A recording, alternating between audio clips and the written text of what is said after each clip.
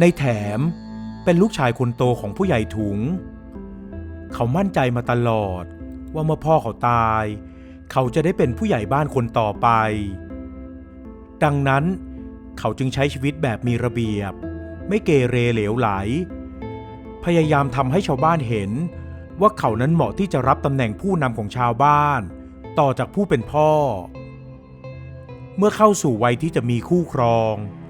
พ่อของนายแถมก็ไปสู่ขอลูกสาวแม่ค้าในตลาดคนหนึ่งมาให้ภรรยาของนายแถมมีชื่อว่าน้อยเป็นคนขยันขันแข็งเมื่อแต่งเข้ามาเป็นสะใภ้ก็ดูแลพ่อแม่ของสามีเป็นอย่างดีไม่ขาดตกบกพร่องแต่อย่างใดงานนอกไม่ขาดงานในก็ไม่เสียเรียกว่านอกจากช่วยสามีดูแลบ้านเรือนและพ่อกับแม่แล้วเธอยังช่วยเขาทำไร่ทำนาอีกด้วยน้อยจึงเป็นที่รักของพ่อแม่สามีรวมถึงพี่น้องของสามีทุกคนเมื่อพี่น้องของนายแถมมีอายุเหมาะสมต่างคนก็แต่งงานแต่งการออกไปสร้างครอบครัวของตัวเองโดยที่ผู้ใหญ่ถุงผู้เป็นพ่อได้แบ่งที่ดินให้ไปทำกินอย่างเท่าเทียมกันดังนั้นบ้านของนายแถมจึงไม่มีการทะเลาะกันเรื่องแย่งสมบัติระหว่างพี่น้องแต่อย่างใดเมื่อสามีเป็นลูกคนเดียวที่อยู่ในบ้านน้อยก็ต้องเข้ามาดูแลทุกอย่างเองและพ่อแม่สามีก็ไว้ใจให้นางจัดการเรื่องเงินทองในบ้านได้ตามสะดวกเพราะเห็นแล้วว่าน้อยเป็นคนซื่อสัตย์ไม่กินนอกกินในเมื่อลูกๆของน้อยและนายแถมเติบโตพวกเขาก็ไปช่วยงานในไร่นาด้วยความขยันขันแข็งทุกคนเวลาผ่านไปผู้ใหญ่ถุงพ่อของนายแถมก็ล้มเจ็บและไม่นานนักก็จากไป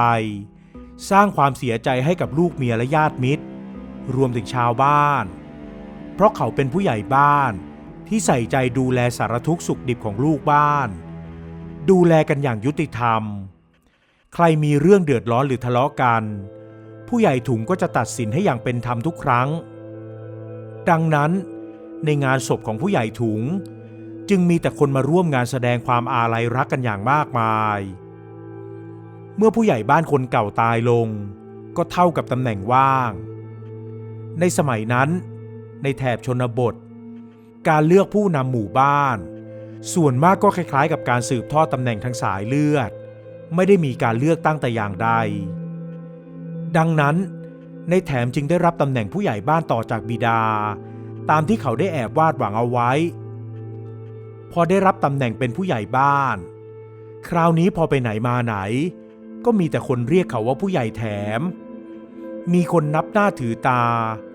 ได้ไปประชุมกับคนของหลวงเพื่อรับทราบเรื่องประกาศของทางการจากนั้นก็นำมาถ่ายทอดให้กับลูกบ้านให้ได้รับรู้ต่อไปการได้ออกไปพบผู้คนมากหน้าหลายตาก็เหมือนทำให้โลกของนายแถมกว้างขึ้น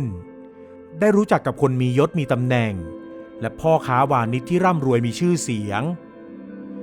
เพื่อให้เป็นที่ยอมรับของคนเหล่านั้นนายแถมจึงทำตัวหน้าใหญ่ใจโตไปไหนก็มักจะแสดงความใจกว้างด้วยการเลี้ยงอาหารพวกคนมียศมีตำแหน่งแทบทุกครั้งยิ่งทำให้เขาได้รับการชื่นชมมากขึ้นไปอีกถึงความใจกว้างและใจถึงนอกจากได้ไปประชุมงานของหลวงแล้วนายแถมก็ยังต้องไปร่วมงานบวชงานแต่งอยู่ตลอดเรียกว่าเดือนหนึ่งนั้นนายแถมต้องแต่งตัวหล่อไปร่วมงานบุญงานบวชหลายต่อหลายครั้งเวลาที่ไปงานจะน้อยหน้าใครหรือน้อยหน้าผู้ใหญ่หมู่บ้านอื่นก็ไม่ได้นายแถมก็ต้องมอบเงินร่วมบุญกับเจ้าภาพทุกครั้งไปแถมยังเป็นจำนวนเงินไม่ใช่น้อยเพราะไม่อยากน้อยหน้าผู้ใหญ่บ้านหรือคนมีตำแหน่งคนอื่นๆที่มาร่วมงานดังนั้นชื่อเสียงในเรื่องความเป็นคนใจใหญ่ของผู้ใหญ่แถมยิ่งเป็นที่พูดถึงมากขึ้นไปอีกเวลาใครจะจัดงานบุญไม่ว่าจะงานบวชงานแต่งหรืองานขึ้นบ้านใหม่เป็นต้องรีบเดินทางมายังเรือนหลังโตของผู้ใหญ่แถมเพื่อมาเรียนเชิญให้เขาไปร่วมงานบางรายที่ลูกชายจะบวชก็ถึงขั้นพาลูกชายมาหาแล้วก็ยกพานขอกราบลาอุปสมบทรวมถึงมีกรรไกรมาให้ผู้ใหญ่แถมตัดผมปลงผมให้เสียด้วยนางน้อยที่เฝ้าดูสามีมาพักใหญ่ ก็เริ่มเห็นเขาลางที่น่ากังวลแล้วเพราะลำพังเงินเดือนผู้ใหญ่นั้นไม่ได้มากมายอะไรเงินค่าเช่าที่นาก็ได้เป็นรายปีเงินทองที่พ่อแม่สามีเคยเก็บเอาไว้ก็เริ่มร่อยหรอเพราะนายแถมใช้เงินชนิดที่เรียกว่าถลุงเงินเลยก็ว่าได้ขืนปล่อยไว้อย่างนี้ต่อไปนางกลัวว่าเงินทองจะหมดเข้าสักวันแม้จะไม่ถึงขั้นต้องขายที่นาแต่เงินก็เริ่มจะตึงมือเข้าไปทุกวันแล้วฉันว่าจะกลับไปเปิดร้านขายอาหารในตลาดอีกครั้งน่ะพี่แถมวันหนึ่งนางน้อยเอ่ยกับสามีซึ่งแน่นอนว่าเมื่อผู้ใหญ่แถมได้ยินก็รีบปฏิเสธและออกปากห้ามทันทีไม่ได้จะไปขายของได้ยังไงเดี๋ยวใครๆได้พากันเอาไปพูดให้สนุกปากว่าผู้ใหญ่แถมคงจะไม่มีเงินแล้วแน่ๆเมียถึงได้กลับไปเป็นแม่ค้าในตลาดอีกใครจะพูดก็ช่างเขาสิปากท้องเราทำไมจะต้องไปฟังคนอื่นเอ๊ะแม่น้อยนี่ก็พูดเหมือนกังวลเรื่องปากท้องยังกับว่าเงินทองบ้านเราขาดมือถึงได้ต้องออกไปค้าขายตากแดดหน้าดำอยู่ในตลาดพอสามีพูดแบบนี้นางน้อยแทบจะอยากตะโกนออกไปว่าก็เงินขาดมือแล้วน่ะสิถึงได้จะไปเป็นแม่ค้าแต่ก็ไม่อยากทะเลาะกับสามีเธอจึงเอาน้ำเย็นเข้าลูบเงินทองเรายังไม่ถึงขั้นขาดมือหรอกพี่ผู้ใหญ่แต่การที่เราไปขายของทำให้เรามีเงินเข้ามือทุกๆวันมันไม่ดีหรือแต่ละเดือนพี่ต้องไปช่วยงานบุญงานบวชชาวบ้านตั้งเท่าไหร่ถ้าพี่ให้ฉันไปขายของก็เท่ากับฉันหาเงินมาให้พี่เอาไปไว้ช่วยงานชาวบ้านยังไงล่ะเราจะได้ไม่ต้องไปเอาเงินเก็บหรือเงินค่าเช่าที่นามาจ่ายแบบนี้ไม่ดีหรือพี่พอฟังนางน้อยผู้เป็นภรรยาหวานล้อมแล้วผู้ใหญ่แถมก็เริ่มคล้อยตาม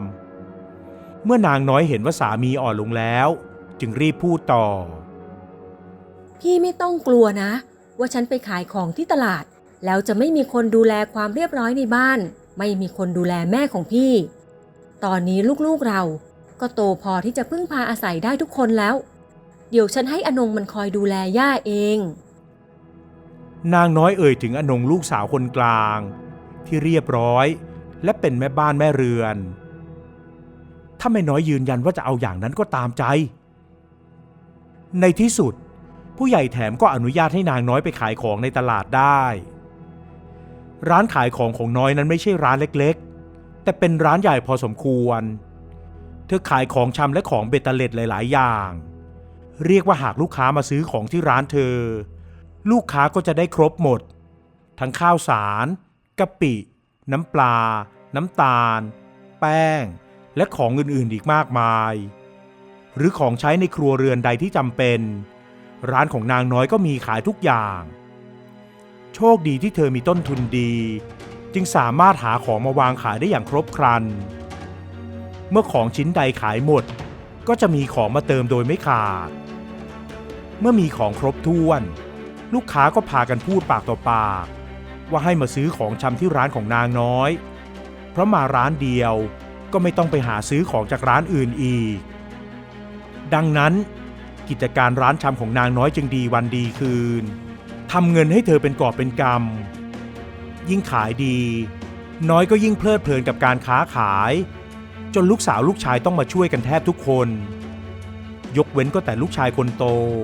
ที่ต้องไปดูแลงานในนาและอนงที่ต้องดูแลบ้านดูแลย่า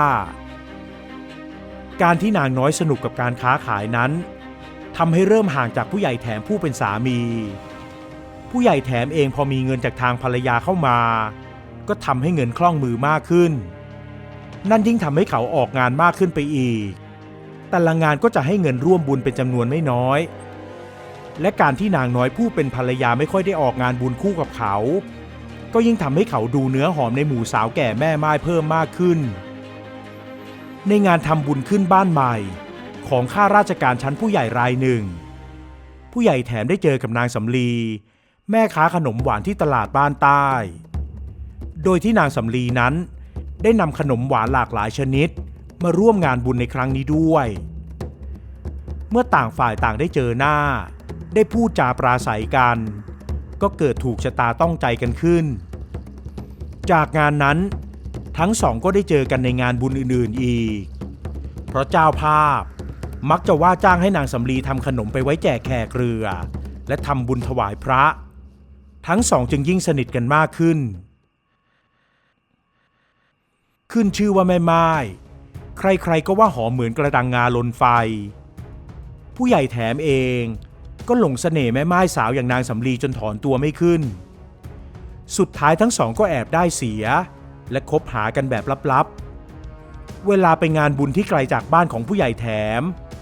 นางสำลีก็มักจะได้ออกงานร่วมกับผู้ใหญ่แถมบ่อยครั้งงาน2 งานไม่เท่าไหร่แต่พอเริ่มหลายงานเข้าคนก็เริ่มเอาไปซุบซิบนินทาไม่นานนัก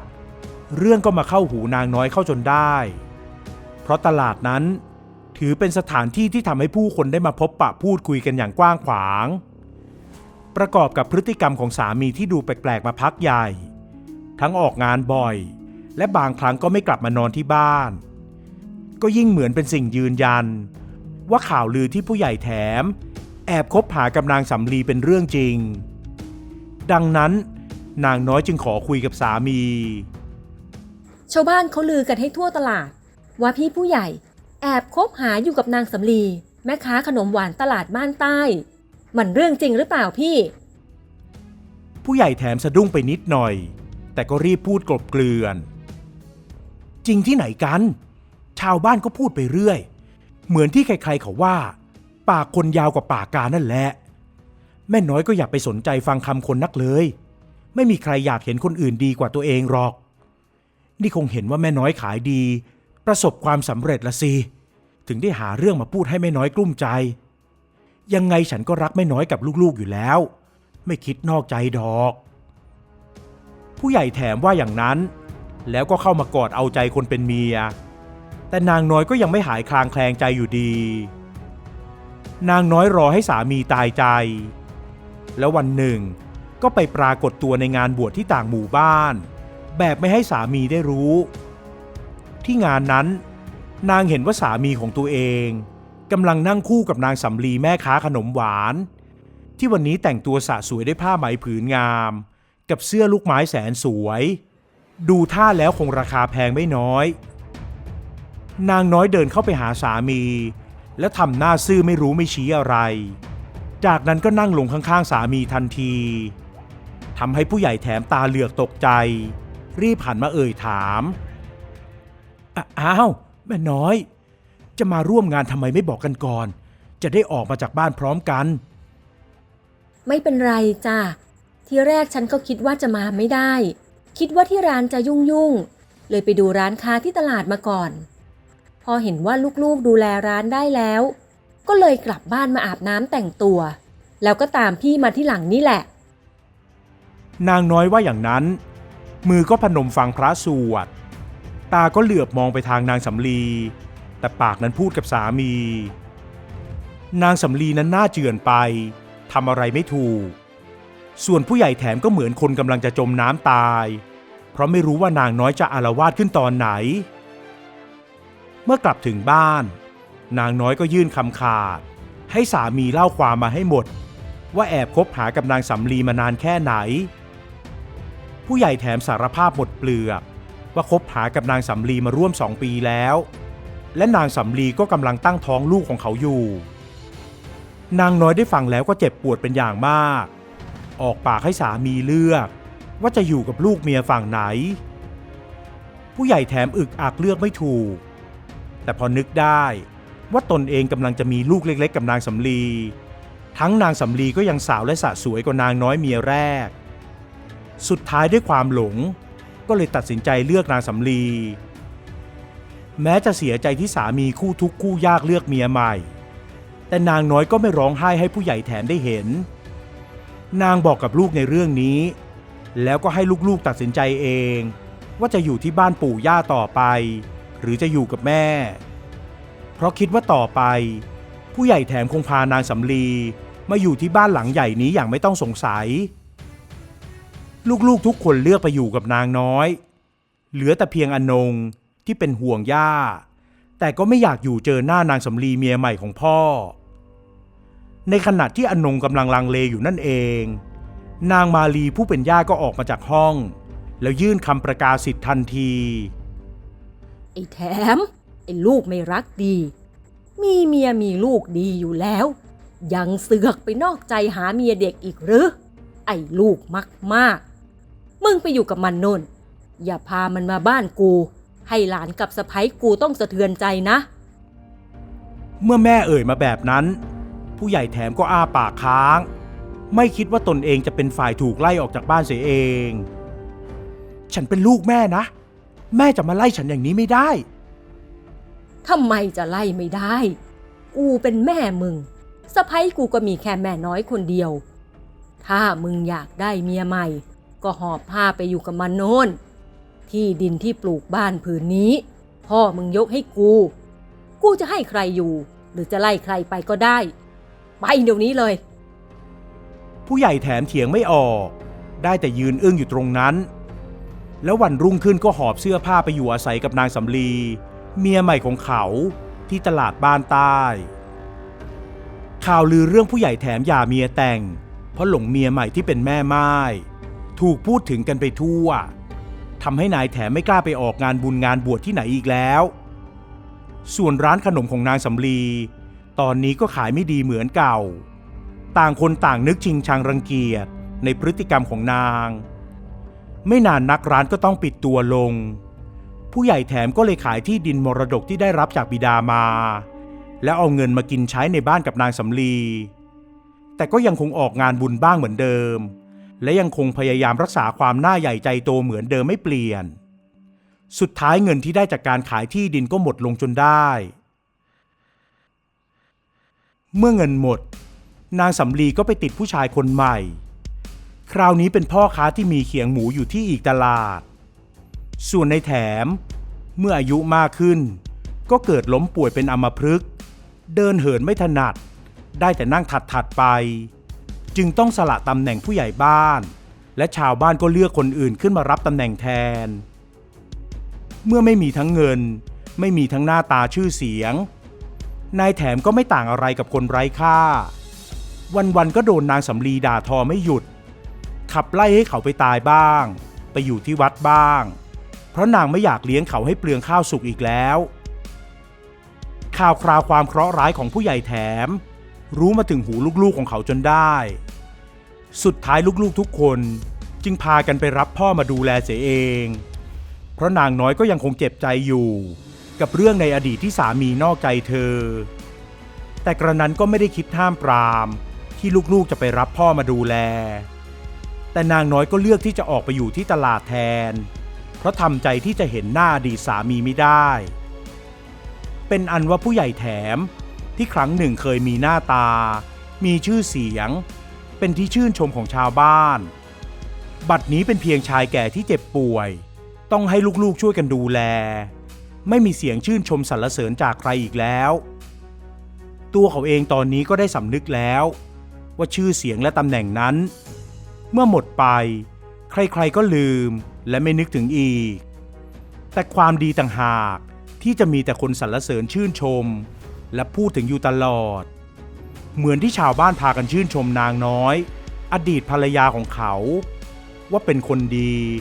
แม้จะเลิกกับสามีแล้วแต่ก็ยังดูแลแม่สามีเป็นอย่างดีไม่ขาดตกบกพร่องซ้ำเมื่อสามีป่วยก็ยังให้ลูกๆไปรับตัวมาดูแลอีกด้วยผู้ใหญ่แถมนั้นได้รับบทเรียนจากการหลงตัวลืมตนหลงชื่อเสียงและหลงหน้าตาของตนเองไปอย่างลึกซึ้งแล้วในช่วงบั้นปลายของชีวิต